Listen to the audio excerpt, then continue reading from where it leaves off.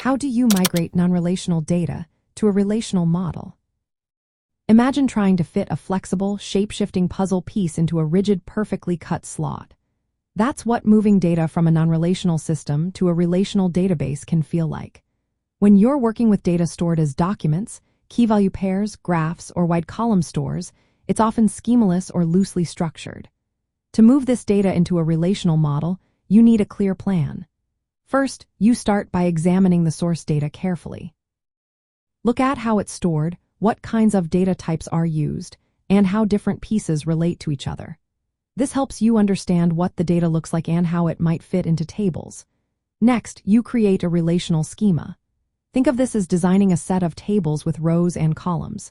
You identify the main entities, like customers or orders, and define their attributes. If your data has nested or complex parts, you'll need to normalize it. That means breaking down big, complicated objects into smaller, related tables to avoid duplication. Then, you map each part of your non-relational data to the relational tables.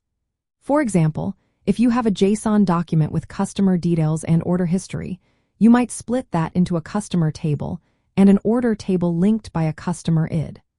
Once you have your schema, it's time to extract the data from the non-relational source. Usually, this data comes in formats like JSON or BSON. You then transform it by flattening nested structures, converting data types, and filling in any missing fields so they match your relational schema. After transformation, you load the data into your relational database. This can be done with bulk loading tools or custom scripts that insert data into the correct tables while keeping relationships intact. Once everything is loaded, you need to verify that the data is correct.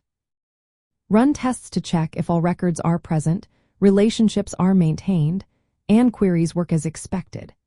If your application uses SQL for data access, you might need to update your queries or modify your application code to work with the new structure.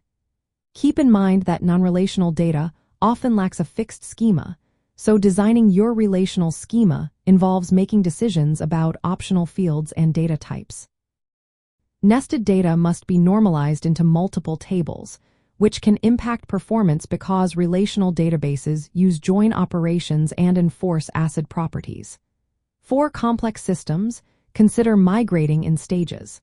This way, you can run both systems side by side, minimizing downtime and making sure everything works smoothly. Overall, this process makes your data more accessible through structured queries, simplifies data management, and allows your backend to leverage the mature SQL ecosystem.